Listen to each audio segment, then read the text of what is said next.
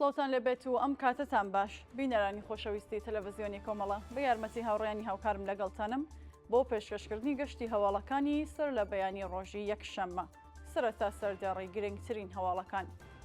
بەردەوامی دەست بە سەرکران و ناڕوونی چارەنووسی سێ هاوڵاتی کورد لە پارێزگای ئیلام، برینداربوونی کۆڵبەرێک بە چەقەی ڕاستەوخۆی هێزەکانی ڕژیم، لە سێزارەدانی 11 بەندکراو لە زیندانەکانی ڕژیمی کۆماری ئیسلامی، دەستپێکردنی شەپۆلی نوێ ناڕزایەتیەکانی خوێندکاران لە زانکۆکانی ئێران و هۆشداری و ڕێکخراوی لێبوردنی نێودەوڵەتی سەبارەت بە مەترسی لە سێدارەدانی 20 منداڵ.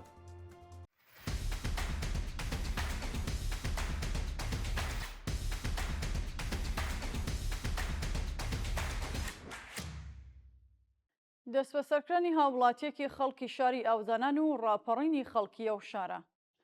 بەیانی شەممە 2 ڕەشەمەی 1404 هێزەکانی ئەمنی و ئیتلاعاتی کۆماری ئیسلامی هێرشیان کردە سەر ماڵی یاعقوب محەممەدی، مامۆستا و چالاکی کرێکاری و ناوبراویان بە توندوتیژیەوە دەست بەسەر کرد. بەپێی دوایین زانەریەکان هێزەکانی ئیتلاعاتی سوپای ڕژیم پاش هێرش بۆ سەر ماڵی ئەو هاوڵاتیە بۆ پەڕی توندوتیژیەوە لەگەڵ ناوبراو و ئەنجامانی بنەماڵەکەی هەڵسوکۆچیان کردووە و ئەمەش بووە بەهۆی ناڕزایەتی خەڵکی شارستانی ئاوزانانی ئیلام.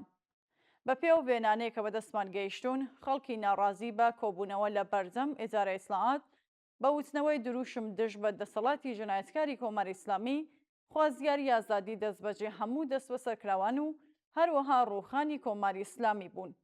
بە وتەی سەرچاو ئاگادارەکان، هێزە سەرکوزگەرەکانی ڕژیم بە مەبەستی بڵاوپێکردنی ناڕزایەتیەکان هێرشیان کردوتە سەر خەڵک و بە شێوەیەکی ڕاستەوخۆ تەقەیان لێکردوون. بەردەوامی دەست بە سەرکران و ناڕوونی چارەنووسی سێ هاوڵاتی کورد لە پارێزگای ئیلام. لە ڕۆژانی ڕابردوودا لە درێژەی سەرکوتی خەڵکی ناڕازی لە ئێران، سێ هاوڵاتی خەڵکی پارێزگای ئیلام لەلایەن هێزەمنیەکانی ڕژیمەوە دەست بەسەر و هێشتا چارەنووسیان دیار نییە.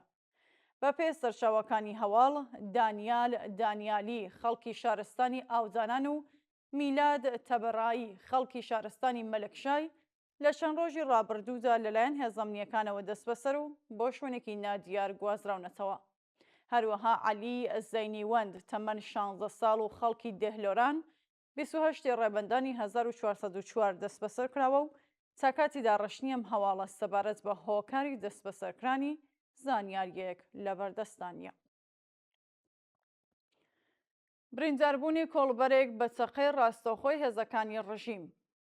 ڕۆژی شەممە 1 ڕەشەمەی 1404 کۆڵبەرێکی تەمەن 33 ساڵ و خەڵکی گوندی ئاڵواتان سەر بە ناوچەی میراوای سەردەشت بە چەقەی هێزەکانی ڕژیم بریندار بوو.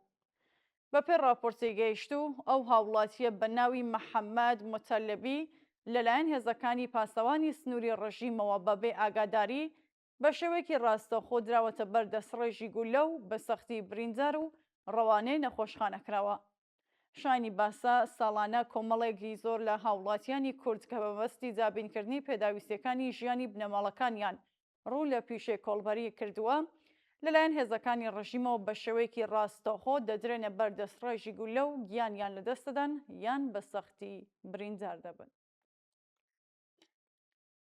نامەی مهراب عەبدوڵڵازادە لە زیندانی ناوەندی ورمێ و بێتاوان ناساندنی خۆی.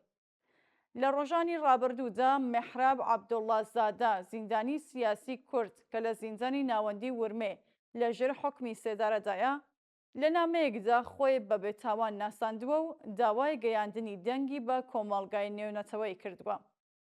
نابراو ساڵی 1401 هەساوی لە ڕەوتی شۆڕشی ژینادا لەلایەن هێزەکانی سوپای پاسدارانی ورمێ دەست بەسەر و بە مەبەستی لێپرسینەوە و وەرگرتنی دانپێدانانی زۆرەملێ ڕەوانەی گرتوخانەکانی ناوەندە ئەمنیەکان کراوە.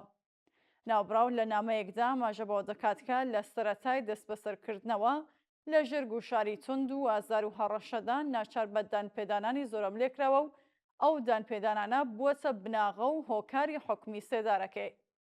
مهراب عەبدوڵڵازادە دەڵێت کە ماوەیە 42 مانگ لە ژێر حوکمی سێدارەدا ژیانی بەسەر بردووە و ئەو ماوەیە بۆ ئەو هەر ڕۆژە و مردنێک بووە. هەروەها جەخ لەسەرەوە دەکاتەوە کە هەر ساتێک چاوەڕێ بانکردنێکە بۆ جێبەجێکردنی حوکمەکەی و ئەم بارودۆخە کاریگەریەکی قورسی لەسەر دۆخی دەرونی داناوە. لە سەدارەزانی 11 بەندکراو لە زیندانەکانی ڕژیمی کۆماری ئیسلامی.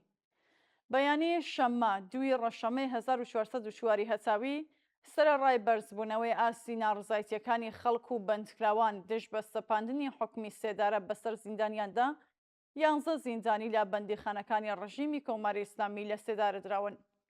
بە پێڕاپۆرتی ڕێکخراوەکانی مافی مرۆڤ ئەو 11 بەندکراوە بەناوەکانی بۆرزوو دیناروەند، ئەفشار حەقیقەت، نورەدین باتفەر، شاهۆ خودایی، عرفان نوربەخش، میرزا حەسەن حەسەنوەند، سەید مراد مرادبەیگی، ئیفەندیار گەراوەند، فەریبۆرز یاوەری ئاباد، ئەمیر قوبادی و ئارین حاجیوەند بە تۆمەتی کوشتنی بانقەس و پەیوەندیدار بە مادە هۆشبەرەکان لە زیندانەکانی خوڕەمەوە، ئەلیگودەرز، ئێرانشار، زاهێدان، سنە، دیزڵاوای کرماشان، دەسفول، هەمەدان، یاسووج، نەهاوەند و زیندانی ناوەندی شاری کەراج لە سێدارە دراون.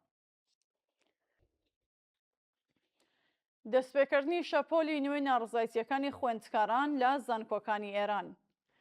ڕۆژی شەممە 2 ڕەشەمەی 1404 هەتاوی خوێندکارانی چەندین زانکۆ لە ئێران دژ بە دەسەڵاتی جەنایەتکاری کۆماری ئیسلامی کۆبوونەوە. بە پێو وێنانەیە کە بەدەستمان گەیشتوون، خوێندکاران لە زانکۆکانی سەنعەتی شەریف، زانستە پزیشکیەکانی مەشهەد، ئەمیرکەبیر و بەهەشتی بە بەڕێوەبردننی چەندین کۆبوونەوە وتنەوەی دروشم دژ بە دەسەڵاتی دژەمرۆی کۆماری ئیسلامی و هەروەها بەرزکردنەوەی وێنەی گیانبەختکردووانی ڕەوتی ناڕزایەتیەکانی مانگی ڕابردوو جەختیان لەسەر ئەوە کردەوەکە تا کاتی سزادانی تاوانباران درێژە بە چالاکیەکانیان دەدەن. هاوکات بە کرێگیراوانی کۆماری ئیسلامی لە زانکۆی سەنعەتی شەریف هێرشیان کردوتە سەر خوێندکاران و تێکەڵچوون ڕوویزاوە، بەڵام بەهۆی خۆڕاگیری و مقاومەتی نەڕازیان بە کرێگیراوانی ڕژیم ناچار بە پاشەکشە بوون. بەڕێوەچوونی دانیشتنی دادگای 3 دەست بە سەرکراوی ناڕزایەتیەکان لە تاران. بەپێی راپۆرتەکان، دادگای 3 دەست بە سەرکراوی ڕەوتی ناڕزایەتیەکانی مانگی ڕابردوو لەلایەن دەستگای قەزای ڕژیمەوە بەڕێوە چووە. راپۆرتەکان ئاماژەبەوە دەکەن کە ئەو 3 هاوڵاتیە بەناوەکانی ئەشکان مالەکی، مهرداد محەممەدینیە و ئارمان معرفەتی بە تۆمەتی ناڕەوای ئاگردانی مزگەوت و حەوزەی عیلمیای ئیمام هادی لە گەڕەکی نەسر دادگای کراون.